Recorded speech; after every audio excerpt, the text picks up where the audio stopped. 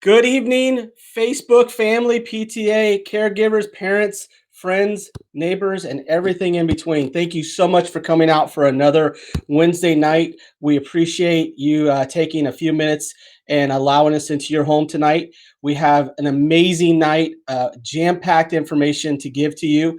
I want to, so I don't take away from the great information that's going to be shared to you tonight. I'm going to go ahead and start out with some announcements first to give everybody a chance to settle in and get ready.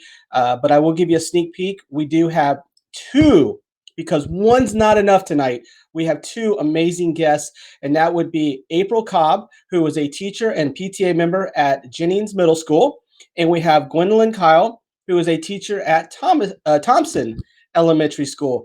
And their job tonight is going to be to share to all of you as PTA members, as parents, as caregivers, and everywhere else, how to prepare our children, our students, for our upcoming school year. Now, they are going to be comprehensive in their information, meaning they're going to talk about e-learning, virtual, and brick and mortar. So, if we're not gonna take just one. We're gonna go with all three because we're hopeful at some point that we will open up. And in between, we want to make sure all of our kids are being prepared, no matter how and what platform that they're using.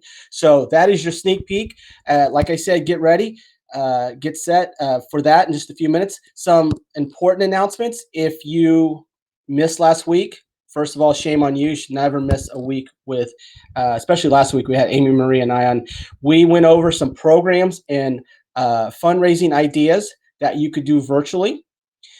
And those are on the website. You can find, I believe it's in a PDF file of some sort, and also the video. So if you're looking for something to laugh at, watch the video. You'll have a great time. We had a good time. And also there is a hard copy form that you can look with all of our ideas and your ideas. Actually, this started out with your ideas first, and we shared all of them, and we just kind of played off of those. So again, I know most of us are really hesitant with going virtual this year, at least at the beginning with our PTAs. These are some really good jumping off points for many of our PTA, PTSA. So please take a look if you haven't. Obviously, email or call us if you have any questions on any of these. And let us know how you do. If you get a chance to do one of these and you had a great response, please let us know so we can share with all of our other units. Second of all, a couple weeks ago, we had reflections. Lisa Marie Leihy was here, and she continues to push our Reflections program, which is an amazing program every year. We're fortunate we had a national winner this year from our from here in Tampa, and this year it's I Matter Because.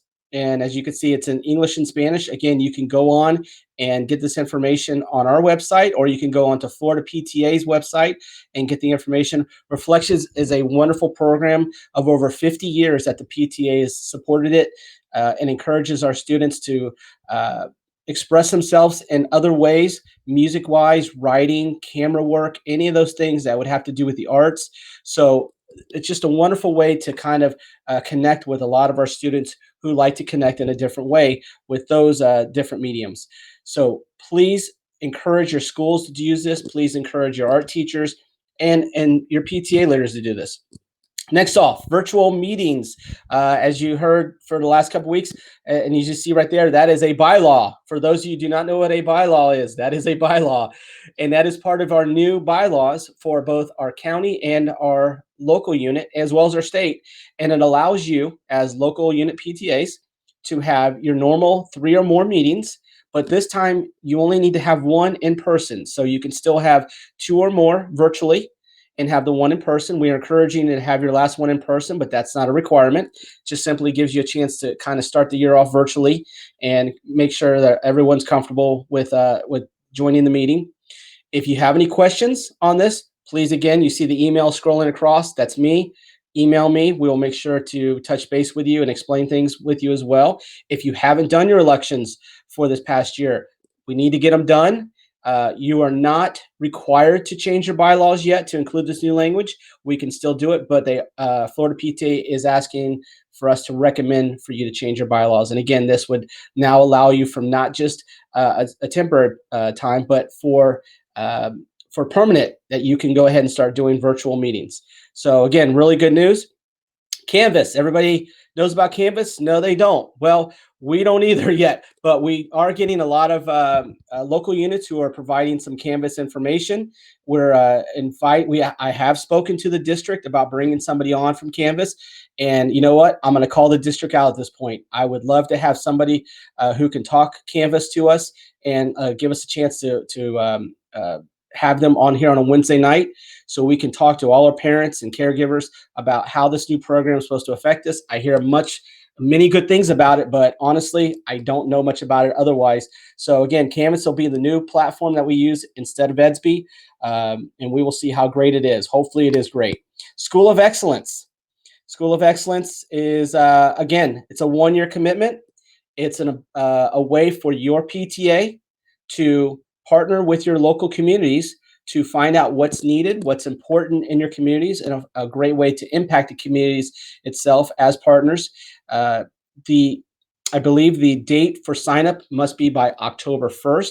There is a video on Florida PTA that you can watch that will explain it to you. It's about 2 minutes long. It's a little bit fun. And as you can see there, Amy Marie's putting on the information on School of Excellence. It's an amazing program. You can win awards. You can get grants. You can be nationally recognized. And but again, the most important thing, it gives you and your PTA in your school a really good opportunity to match the needs of the local community with the school community and just partner together to work together. And last but not least, and this is coming up in just a short little while, less than an hour and a half from now, at 8 p.m. If you haven't seen the email, we'll get it to you. We'll post it up here. But everyone is invited to a topic on family engagement in the virtual world. So family engagement is kind of a soft spot for me. I love working with our families and our students. I think that's the fun part about being in PTA. And I'm really excited about tonight. I honestly, please, if you have the time, it starts at 8 p.m. Jump on. Tracy Potts, who is on the National PTA Board of Directors for Family Engagement, is going to be speaking. She is an amazing speaker. She's so full of life. She'll get you excited. She'll get your adrenaline running. And I'm really, really excited to listen to her. And I got to hear her at the National PTA Convention this past year, a few weeks ago, and that was a lot of fun. So please, 8 o'clock tonight. I know we're asking a lot out of you, but it'll definitely be worth your while. So again, if you don't have that information, we'll post it for you. And it's really going to be on how to ensure your PTA is inclusive, individualized, integrated, and impactful this year in your school. So with all that being said, those are our announcements.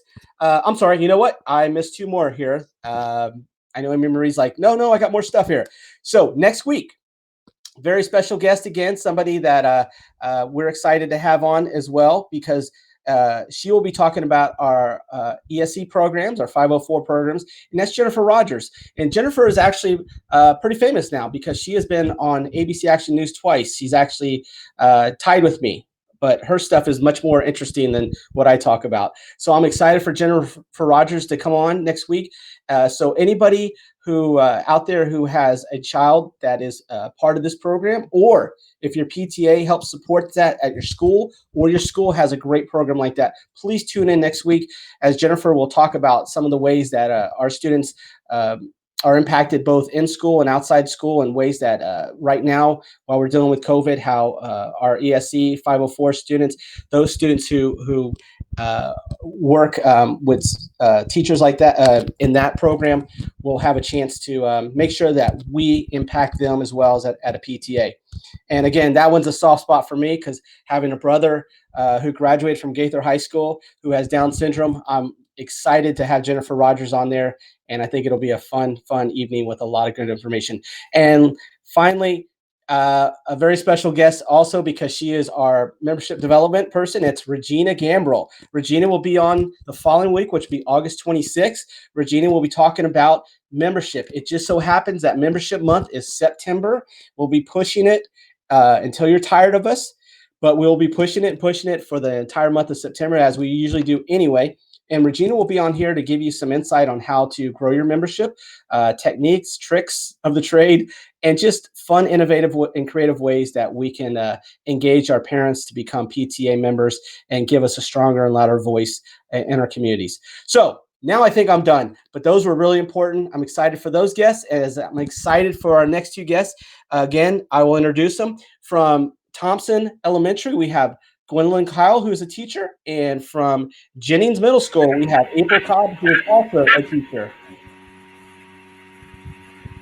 And there they are. You can see they're much better looking than I am. So, um, thank you, ladies, for coming on. Thank you for, first of all, thank you for being teachers. Thank you for the amount of time and effort that you put in with our kids, and especially for those moments when we don't even think about it, when you're talking to them, maybe privately, when you're probably praying for them sometimes, and all in between on all the things that you do for our students to make them and to give them opportunity. So what we're going to do tonight is I'm going to kind of open this up a little bit and allow our two guests to kind of talk about how we can prepare our students, our children, for the first day of school, and no better people to do that than two teachers. So you two take over and tell us, what can we do? It's the first day, or it's 2 weeks before school. What are some things that we need to know? Well, I can tell you based off of e-learning and the experience over the last several years, 13 years of teaching, number one, we need communication. When we shut down during e-learning, we were having difficulty getting a hold of parents. We need accurate phone numbers, accurate addresses, accurate email, so that we can contact the parents and the parents can contact us. So keeping those lines of communication open is very key. So for me, I just want to make sure that everyone is on the same page here out here in cyber world. For all those parents that may not have did their declaration of intent, that would be the first thing you need to do at this point, because we are at a place where the kids have to go back to school, whether it be one of the three identified possibilities that they could go back in, whether it be brick and mortar, meaning that the child would go back face to face, whether it would be in the classroom on site, whether it be e-learning, where they will be at home, the comfort of their home, but they will be experiencing a traditional school day as if they were in school. And then one of the two virtual opportunities. We prefer Hillsborough virtual so that our dollars stay here in Hillsborough County. And then there's Florida virtual, which means that it may not be as special as it would if they were a Hillsborough virtual student. So with that being said, I agree with my colleague here that to make sure that all of the information that is being provided as it relates to communication, it is essential. We don't want to lose any students at this point as it relates to even when they're on campus with their emergency cards, even if they're out there in cyber world, we need to make sure that information is updated, current, so that we don't lose any children in the gap. I will also add to that by saying, make sure if your child is doing e-learning, you check the technology to make sure that it is equivalent to that of being able to use Canva, use Etsy, that it's in alignment with those specs. Because if you buy some Chromebooks, which I experienced, they do not align with the platforms that are available. Now, I'm not saying all Chromebooks, the one that I had purchased for my twins, the one that I purchased, it did not work for them. So we had to send out those back and get two new ones. So make sure that your technology lines up. Piggybacking off of her, when we were using Etsy, many of the parents were downloading the app on their phone. Canvas does have its own app. There's an app for teachers, there's an app for students, and there's an app for parents. When you download it, I will warn you that you need to search for Hillsborough County Public Schools. Our schools are not listed inside there, but it'll direct you to log in through Clever with their username and password, like they did with Etsy. If you signed up to have a parent account with Etsy, you already have a Canvas account. You don't have to create a new one. But if you didn't sign up with Etsy, please get a parent account so that teachers can communicate with you that way as well. And to go along with that, right now on Hillsborough County Public Schools website, there's an opportunity that has a link there for parents to begin to go there and explore Canvas. Now, I will say to you, it's just rolling out, parents and students. So therefore, we are in the same ship that you're on. So we're just going to, push off and do the best that we can. We are taking extensive training. Some of us are taking Canvas training several times to make sure that we are clear on what the expectation is for us as teachers.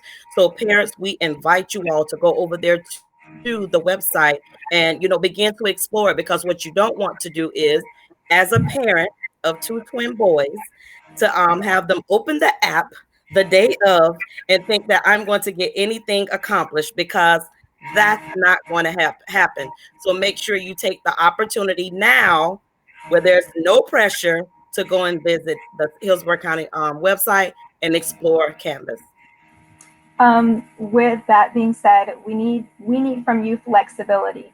We are trying our best. Teachers are creating new routines, new procedures in their classroom. We welcome feedback from you, but there has to be a balance between safety and instructional time. Please promote. Please be prompt with arrival to school, whether it's virtually or in person. Every minute is going to count this year, and it's going to be very precious for their learning.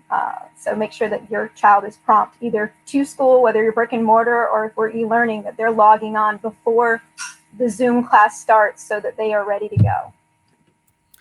So in efforts to do that, it's good to establish some norms as it relates to preparing for brick and mortar or e-learning, because no one, well, as parents, we shouldn't be arriving to work as soon as you should already be on the clock.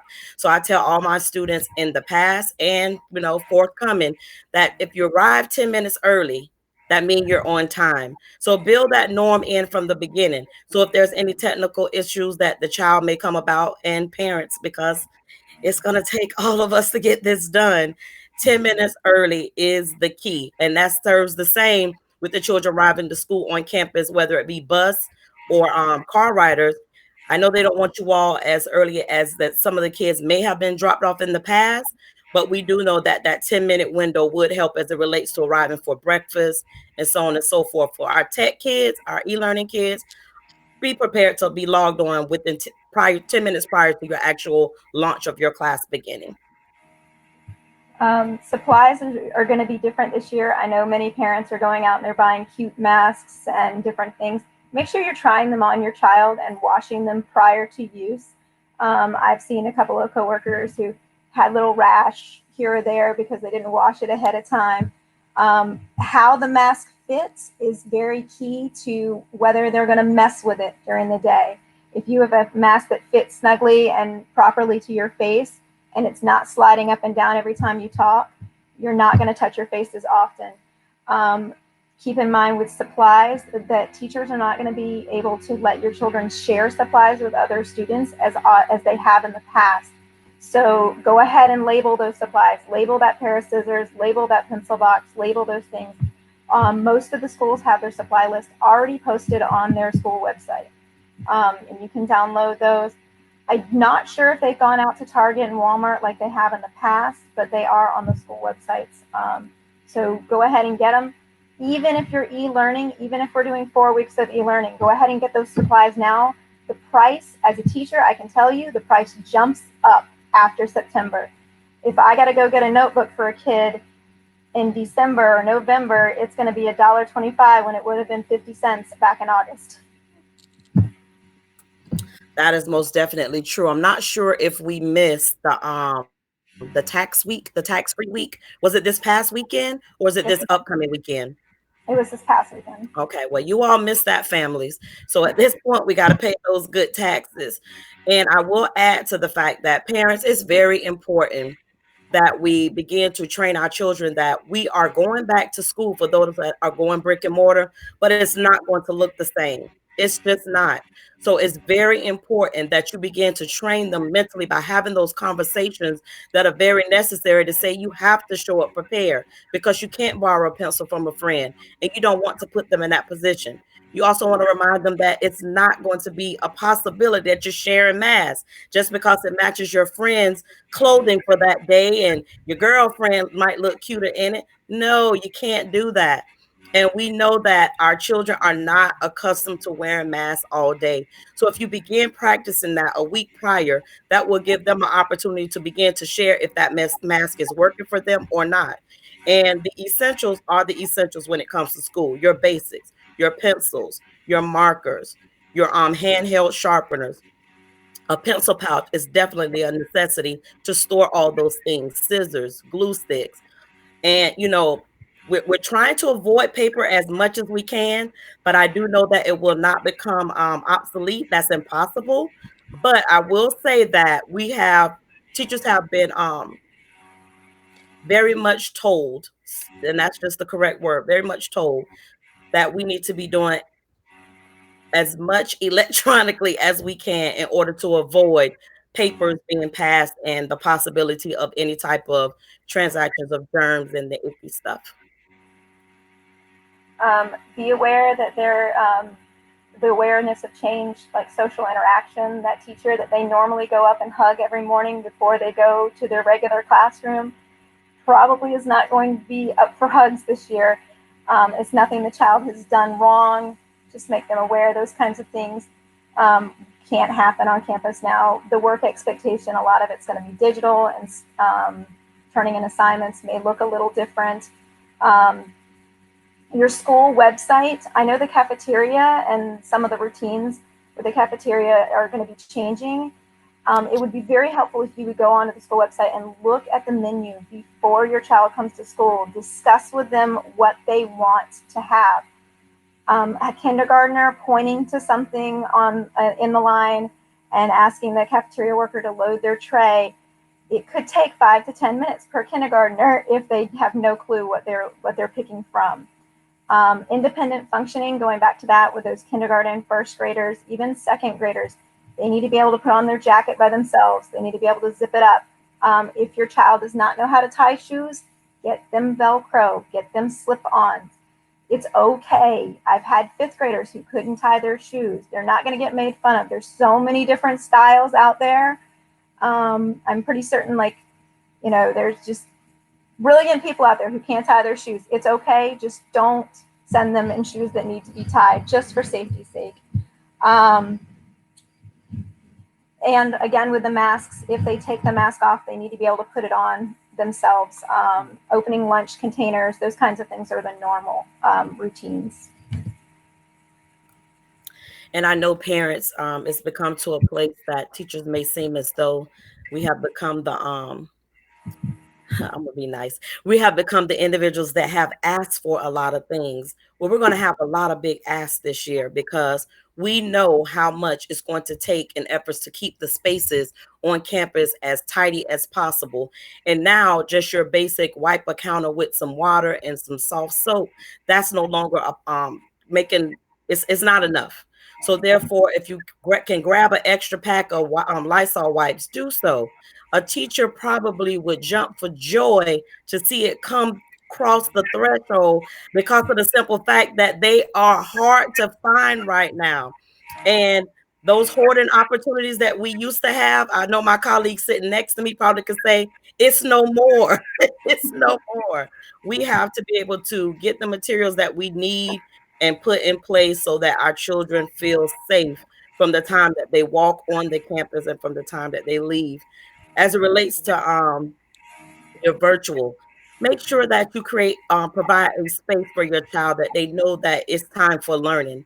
Don't put them in a position where they're sitting at the dining room table where there's a flow of things happening all around them, conversations, so on and so forth, that they cannot concentrate. Place them in the room alone. I wouldn't suggest that, because sometimes it goes back to I'm going back to get in the bed to go to sleep, or I'm just going to kick back and watch TV. And parents, remember, if they're doing e-learning, they're expected to carry out their normal school schedule. So there's break times in between there if they're middle and high school, as if they're passing classes. There's lunchtime that is embedded in their schedule. But other than that, they have complete screen time during this time. So it's very important. So it's good to now to begin having those conversations because it's natural instinct to get up and just start doing things, when we're at the computer. But now it's going to look totally different this upcoming school year. It's as if they're sitting in a classroom. So have those discussions that they need to be properly dressed, properly dressed. And again, properly dressed, because we don't want to see so much skin in the camera. Make sure that whatever they need is in reachable distance where they're sitting down, so they don't have to get up every few seconds to go get this, go get that, so on and so forth. If they need water, make sure you put a few bottles by them, because I had so many kids getting up going to get water. It was just as if we were in the classroom. Miss Cobb, can I go get water? No. See, now I can't tell them because they're just going to mute me and go get the water. So be mindful of that. Two big supplies that I've had a lot of teachers recommend, and even students recommend for our e-learners, is get a planner. Get a planner to be able to write your stuff down. Even though Canvas has a calendar, having that planner and being able to see and write it down and knowing when assignments are due and getting that planning out is key. If you're going back brick and mortar, having your own individual sized hand sanitizer is awesome. I know the amount of hand sanitizer that has been distributed, and I recommend your child get their own personal hand sanitizer. Please do that. Try to avoid your Bath and Body Works and your Chanel No. 5. Teachers and other children in the class can have allergies to the scent, and sometimes it causes headaches and things like that. So even though we're wearing masks, we all know that the smell still gets in there. So please try to stick to your aloe vera and your just non-scented ones, so that you're not irritating anybody's asthma or anybody's allergies. And that is such an important factor to speak about, because there are a lot of educators that have allergies and asthmas, and it can become a what do you call it, a melting pot of fragrances, because Especially we middle school. experience that when they come from PE a lot of time, and you be like, oh my God, who put on that fragrance for Axe, and how much Victoria's Secret spray did you use? Please don't use that one again. And it just become a hodgepodge of fragrances. So it's very important, parents. No one is trying to be mean to your children or anything as such.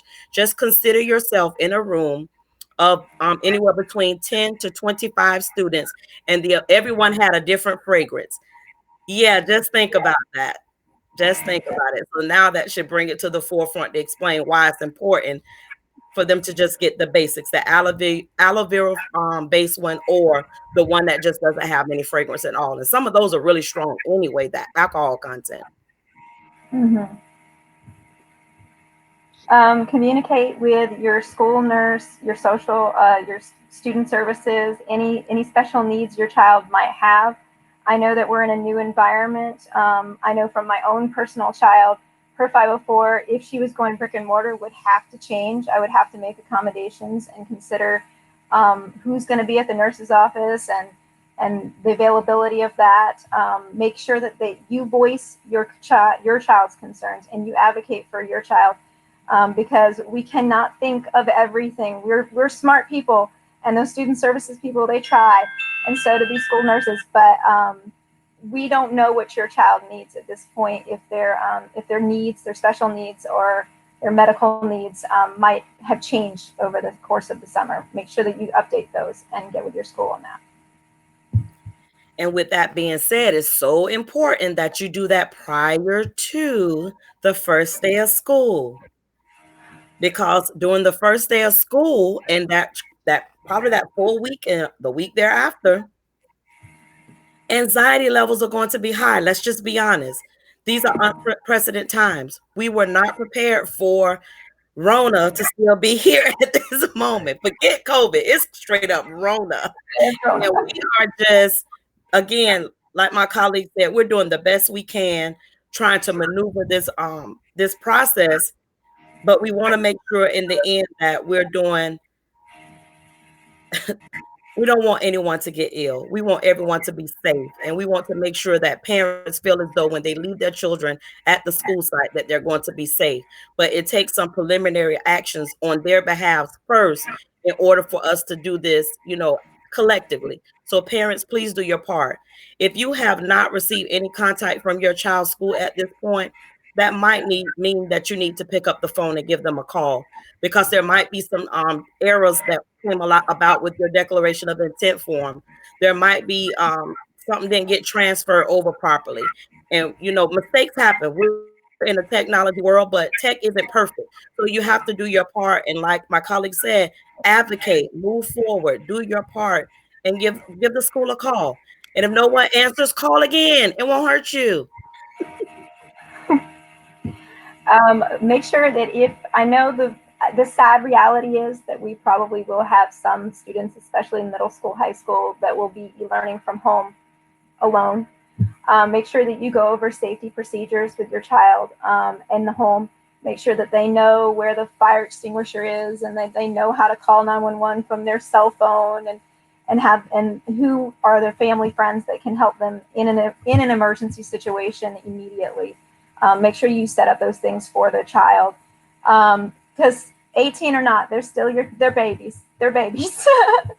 So make sure that you plan for those type situations. Nobody wants to think of the worst thing that could happen, and we just need to make sure that we're aware that if our child is not home alone, they are aware of what how to take care of themselves and how to take care of an emergency situation, and those type things. And then there's that mental health piece. Parents and even my colleagues that are here, it's so important that we do check-ins with ourselves to see how we're feeling, what our thoughts are, because this is different. At this point, all the adults have been talking.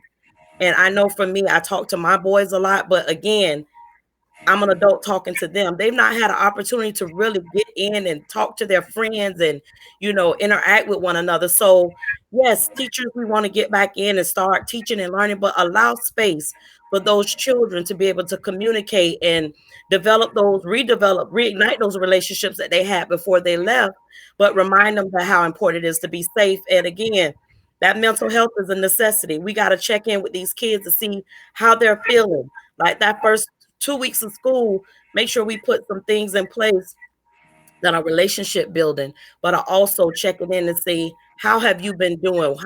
What has your life been like during COVID? And what do you expect your life to be like as we return to school, learning once again, and COVID is still, a big factor. So mental health check-ins are a necessity. Our children have a lot to say about it. I know mines do. They don't stop about it. But we need to allow them the opportunity to talk about it, because you don't want them to bottle that in. So little small activities, some drawing. You got those coloring books with all those little pieces in it, that you fill in and do coloring in. Again, we Zoom for everything else, and they got Duo and what's the thing that iPhone has? FaceTime. FaceTime. Let them call a friend. Let them talk to one another, because again, a lot of them have been sheltered. I know elementary kids, they may not be as savvy as the middle and high schoolers, but you do have some that are. But again, it's still not the same as their classmates. It's not the same. So again, my colleagues, give them a break. They're gonna want to talk for the first 2 weeks. They need it too. I feel like talking. I don't know what we're gonna talk about. We're gonna talk about something. Piggybacking off of that, making sure you're establishing a good relationship with your teacher. We are professionals, and so like if your child's in the middle of a Zoom and the teacher's teaching a lesson, that is not the time for a parent conference. That is not the time to communicate your child's medical needs. Please schedule those just like you would schedule an appointment with a lawyer or a doctor, or with any other professional. Please schedule appointments and make sure that you reach out to that teacher so that they can give you their undivided attention and they're not having to manage a lesson and talk to you at the same time. We used to call them doorway conferences, where the kids are getting dropped off and the parent wants to have a conference. Don't do that. We need you. We need your flexibility. We need your time. We want you to communicate, but we want you to communicate in a way that we are able to give you our undivided attention and focus on your child and their needs, and not have our brain split in 5 different places. You were talking about appropriate dress for the child. Make sure that if you're hopping on that Zoom to check in on your kid, the camera the lens is pretty wide. So if you're walking through and you're making breakfast for yourself, Gentlemen, make sure you're completely dressed. Ladies, a robe, something, because we can see you walk behind the child. So make sure that you're appropriately dressed if you're home with the child and they're doing their e-learning. And one of the key things that can avoid all of that is find a table space that has a wall behind it that does not create any distractions for not only the child that gets totally embarrassed when you walking around and talking to them and screaming at them, some of them, and handing them things and asking them questions. They're looking like, oh my God. So parents, help us help you help your child be great. You got to. So a flat wall of some sort behind you. Like right now, my twins are up front doing a bunch of busy gaming stuff. So I had to go in my quarters that's busy behind me, but normally I have a flat wall behind me so that it's not so busy because it is a distraction. And the kids, when you share personal information, like my colleague just was saying, in that open space that you think you're just saying it to the teacher, remember, you might be sharing something that other children can use against your child that they're just, teasing them about, but in the end, it won't be funny. So don't put your child or that teacher in that position. I really appreciate you guys having this tonight, Frank. Yeah. I feel like we've communicated a lot. Yes. Yeah, you guys are just knocking it out of the park. I actually have some questions based upon it. Let me tell you first and foremost, I thought I had a whole list of questions here that I had shared with you. You guys are just bringing out stuff, and I'm like, oh my gosh, I didn't even think about it, half of this stuff. So one of the things you mentioned was about routines earlier. Now, most of our kids have not been in school for 5 months. So obviously, they're probably staying up a little bit later and playing a little more video games. So whether it's let's even take just the e-learning portion of this and say, how should we set some bedtimes for them at this point? I think that one was a no-brainer for her and I. We just like parents probably are ready for them to go to bed early. Like, turn it off. It's A lot time. of parents don't realize how early they need to send their kids to bed. Yes. In primary, they should be in bed by 7:30. Yes. Especially if they have to be learning by 7:40 the next day. They should be in bed because you have to think you're going to get them up a couple hours before that to get them ready to go to school. So yeah, 7:30 for your primary. I would say 8:30 for your intermediate and possibly middle school.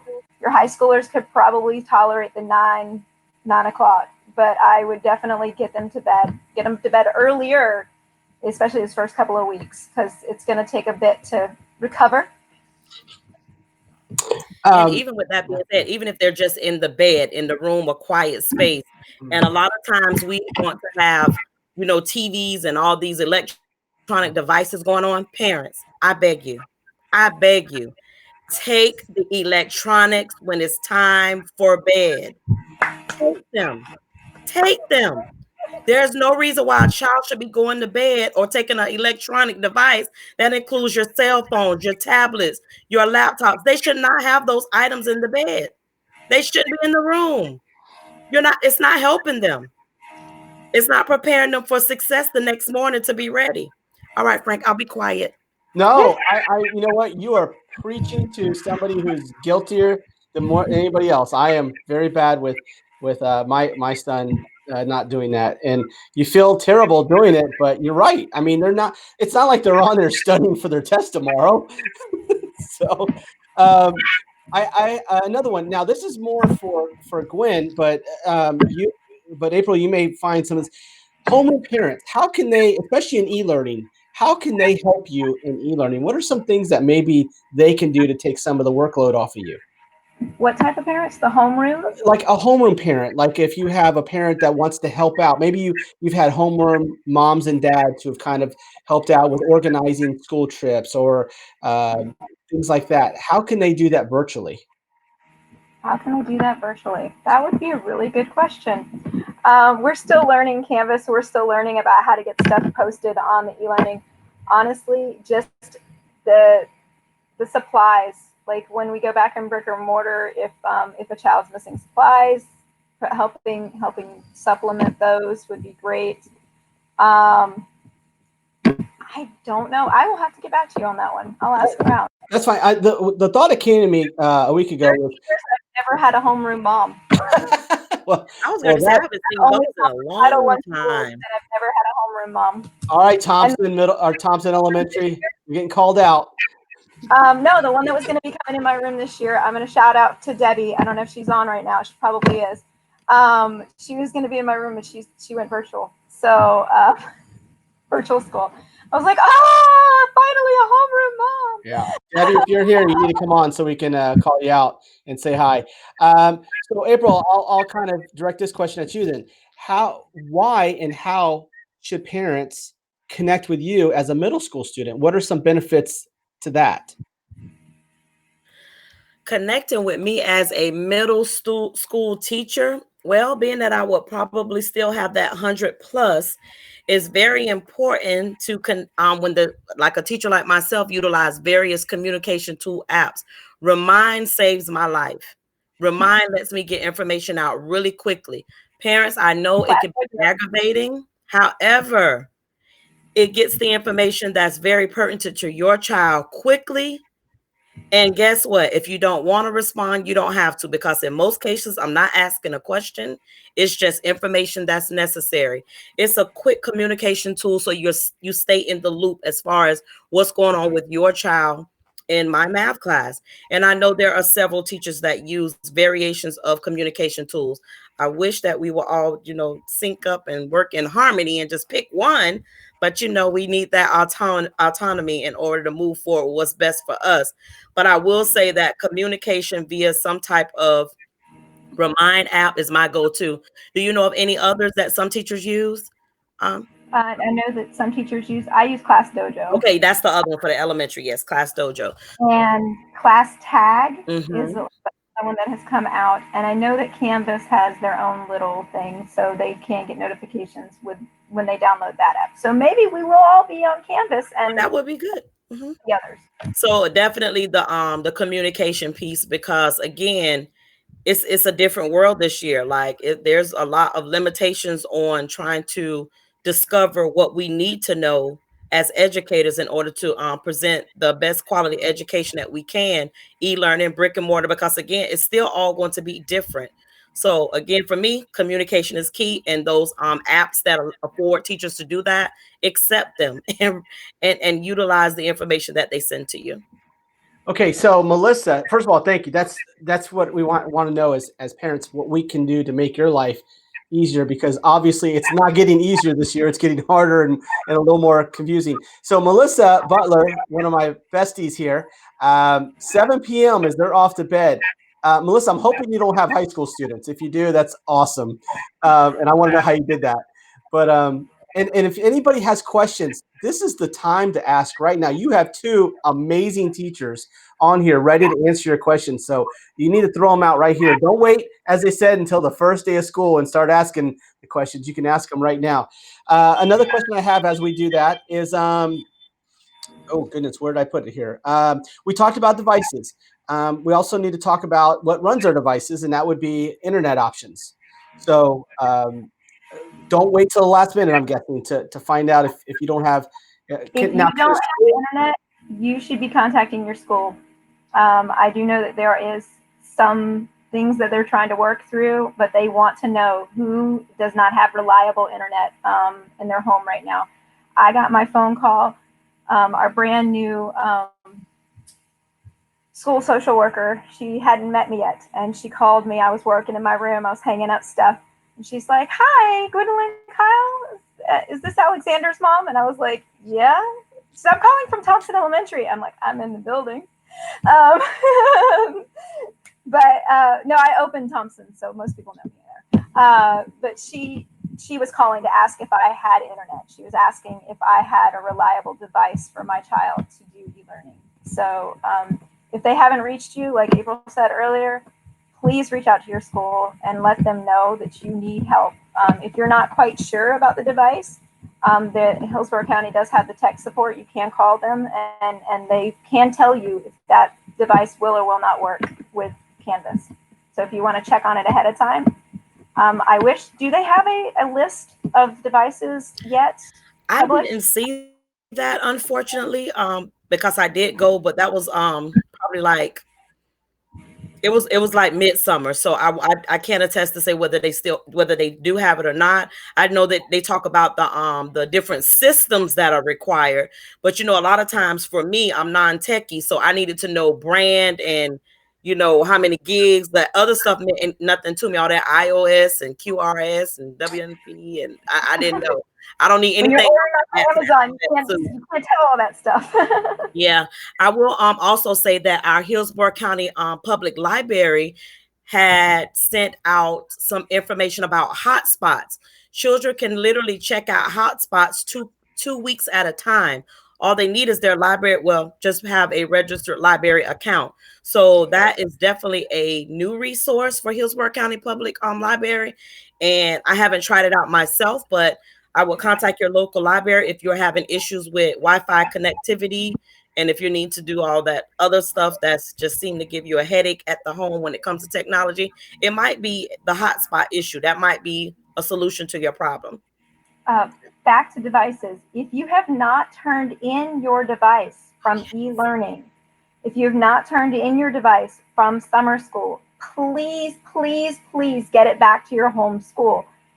They are having to update them. They're having to load things. The Chrome browser that was for e-learning in the spring will not work as well as the updated version for Canvas. So just make sure, and they're turning some things on that they were turned off before on the computers, so that you can use some of the other programs like Flipgrid and Microsoft Teams and Zoom and stuff like that.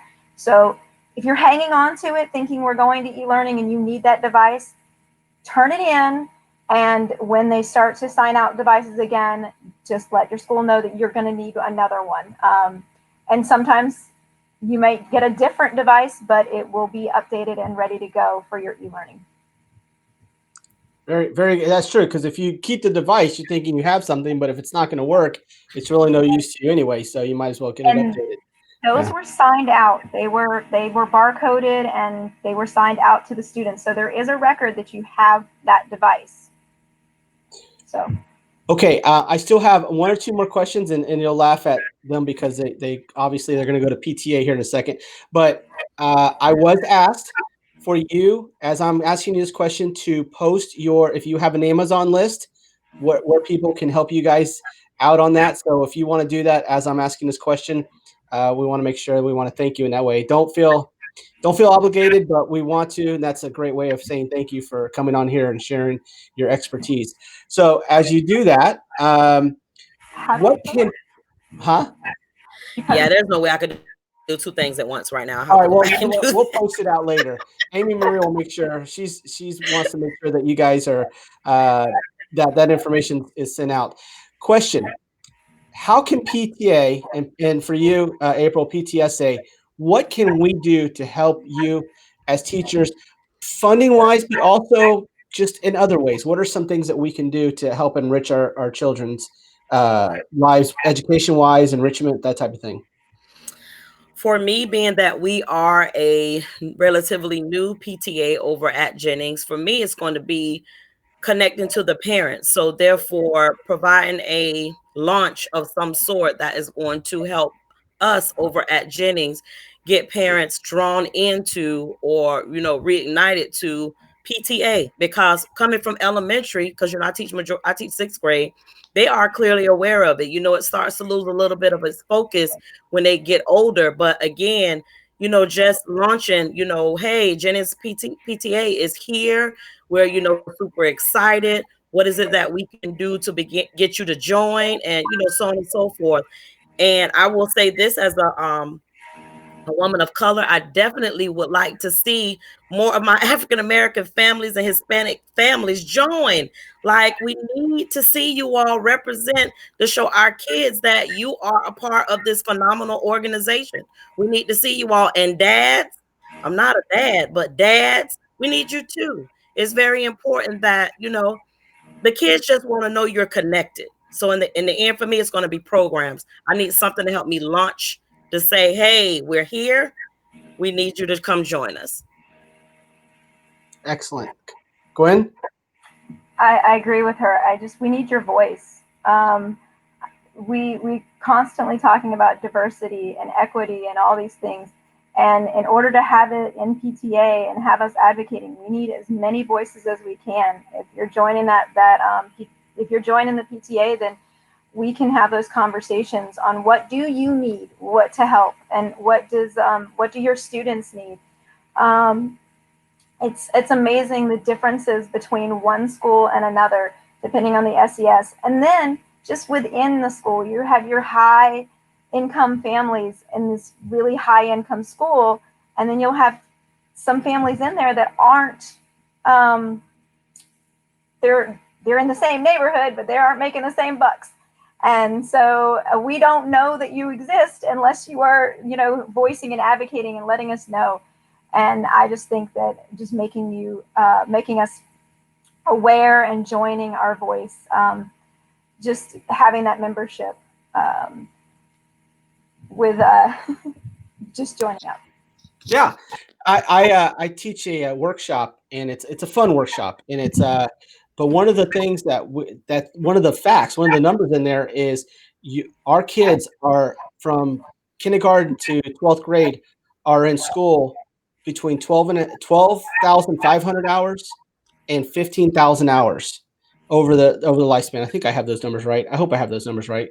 If I don't, I'm going to look foolish. Anyway, so it's 1/3 of their life, really, is what it comes out to. So, what better way to impact our kids when they're not in front of us than to impact the teachers who are in front of them? And either being an advocate for them in school and outside school, or helping the teacher out with programs that will kind of supplement and support what they're already teaching. Anything as simple as just doing homework with them and having fun with them and communicating with the teacher on how best ways to teach our kids. So again, parents, these ladies right here are giving, they're sacrificing everything for your kids to make sure they have the opportunities. So what they're asking from you is just simply stay involved, stay engaged. And PTA it's one vehicle of many, but it is a vehicle that has been tried and true for over 120 years. And it's a great opportunity to stay engaged in the school and find ways to impact our kids, not even just in school, but in the communities itself.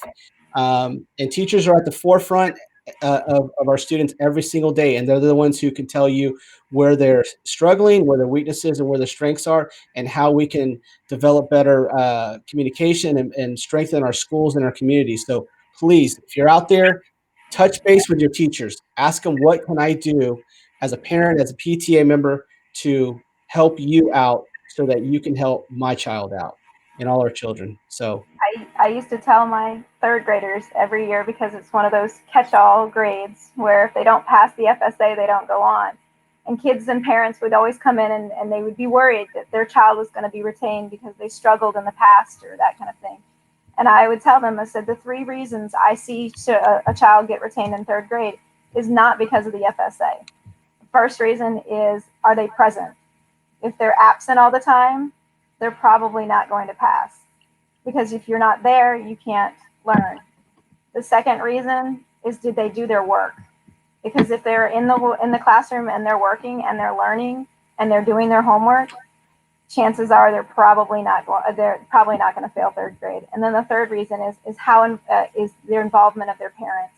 Is their parent coming behind them and looking at their homework and checking to see, or even like writing a note? I have no idea what you're talking about, Miss Kyle. Those kids still end up passing. And I tell my students, I'm like, you can't control whether your parent gets you to school, okay? But you can control those other 2 things.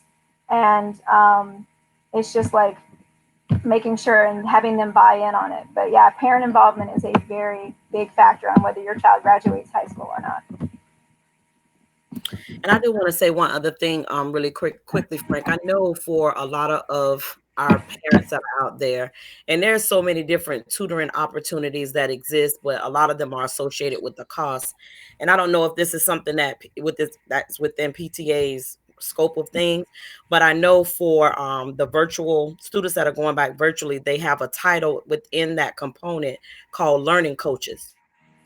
And I don't know if there's a opportunity for PTA to create a learning coach group, support group, or something like that. But something to think about, to where there's tutors available in those groups at certain times throughout the day that could possibly support the parents that are PTA I, members. I don't know. Just something to think about. well, I'm not going to say we have, because it depends from school to school.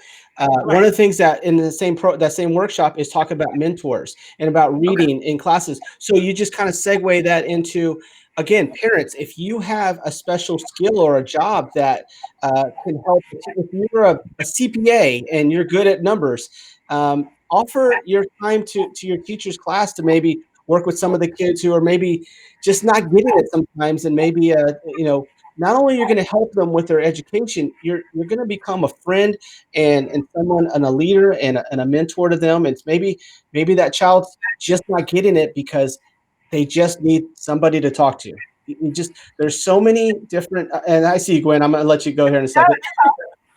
But yeah, it's an awesome. I know my neighbor next door is a retired judge, and one day I go down to the local school to do some stuff, and he's sitting there reading with a few kids, and I asked him, I go, what are you doing here? He goes, oh, I'm just helping mentor and reading with the kids. I'm like, that's fantastic. I didn't even know you did that. But those are the types of things that I love seeing, that you don't get a lot of accolades and awards, but it makes an impact on our kids, and even if it's one or two kids.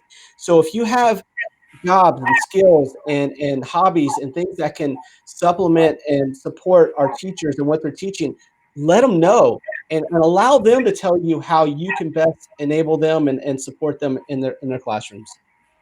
You're not only going to be, you don't only have to help struggling students. Yeah. Sometimes we teachers want to help that struggling student, and we need that advanced gifted child who has finished everything.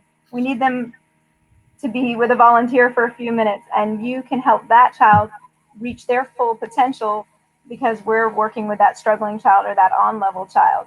So it's not always working with the child who is maybe special needs or may be struggling and frustrated all the time. It may be that little smarty pants who just needs someone to listen to them talk about science and all the planets that they can name and moons for 20 minutes, so that they can you can nurture their love of learning and show them how they can apply that love of learning in the future.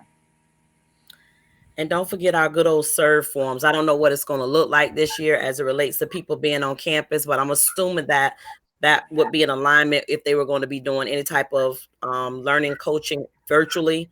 I mean, I don't know the logistics of it, but yeah, that serve form is a necessity. Get your serve forms in, parents. Yes, great point, because I did omit that in the announcements today, and that was totally because I didn't have the information. Deborah Blossom, who I spoke to a couple weeks ago, that is still being rolled out. It may have been rolled out at this point. And once it's done, you will have to, as April said, you will have to fill those forms out, whether we're doing it virtually or in school. So keep looking for that on the Hillsborough County District for volunteers. I don't know what they call it, serve. I think they're going to call it something different, but that's been Okay. one of the. So, but I think everyone here who's a PTA member knows what we're talking about. So April brings up a great point. Fill those things out sooner than later, because you are going to absolutely have to do them regardless of how we go back to school. So anything else for me? Like, you guys have just amazing. I'm just so proud I'm so glad that I just shut up and didn't say anything for like 30 minutes and got out of the way here. This is amazing information. Is there anything, I'd like to give you guys the floor to kind of say anything last that you feel is important for our parents. I think go ahead. I want to say thank you. Just by hopping on and watching this and listening to teachers and listening to the PTA and having that open line of communication is so appreciated. I feel listened to, even if there's 4 people watching. But I hope that if one child benefits from this little chat, whether it be their safety, their mental health, or their ability to be successful this year, I'm thankful for this night. And I totally agree with her. It was a great opportunity. Thank you for extending it to us, Frank, and your colleagues that sit on the PTSA Council. I appreciate it very much so. And parents, remember, we're in this together. Even though we may sound like we're whining and, we don't want to do something, but in the end, we care about kids. We just don't want all of this to be placed in the lap that these are education problems that we're experiencing. They're not. These are beyond the scope of education. This is about funding in the end as it relates to what we're experiencing collectively here in our nation. So again, education always gets slighted, but that's why it's so important to go out and vote. Vote for the candidate that aligns with your principles as it relates to what's going to benefit you and your family. Don't miss out on your opportunity to vote, because when you don't vote, you don't get the results that you want. That's right. That's right. Don't It's very complain if good. you don't vote. So it was a absolute complete honor on my part to have both of you on here. Again, you are our heroes. You really are. I mean, you are shaping the future every single day, and we are so appreciative of all that you do. And I know I'm speaking for everybody, because if you're a PTA representative, a leader of any sort, you know how amazing and how important our teachers are to our, not only to our students, to our schools, our communities, our neighborhoods. I mean, you are leaders in our neighborhoods, and we are so thankful. And it's been a complete honor. And just so you know, by the way, we have people watching us from Miami-Dade County, from Broward County, from Florida PTA, from Orange County. They email me once in a while asking me what platform we use and how they want to do similar things. So believe me, you're not just affecting Hillsborough County. You're talking to a lot of other counties. So uh, and it's probably in spite of me that you're talking to a lot of counties. But thank you so much. And again, people out there, if you have questions, you can still post them. This video will be on there. So if you get a chance to watch it all, if you're coming in late, watch this video. You're going to learn so much valuable information. And what we want you to do is take this information to your school and to your parents, and allow them and give them this information so that their kids will be prepared for the first day, and allow these amazing women and all our amazing male teachers as well to do what they are trained and what they love to do most, and that's teach your kids. So with that, I want to thank everyone for allowing us into your home again tonight. It looks like it's about ready to rain here, so so another rainy night. That'll be fun, but we're so thankful for everybody doing everything out there. And again, Gwendolyn Kyle from Thompson Elementary and April Ka from Jennings Middle School. If you see them out and about, make sure to tell them thank you as well. They'll probably have a mask on, but you can. So, and with that, Amy Marie, we're going to lock it up and say good night. So thank you all for coming out tonight.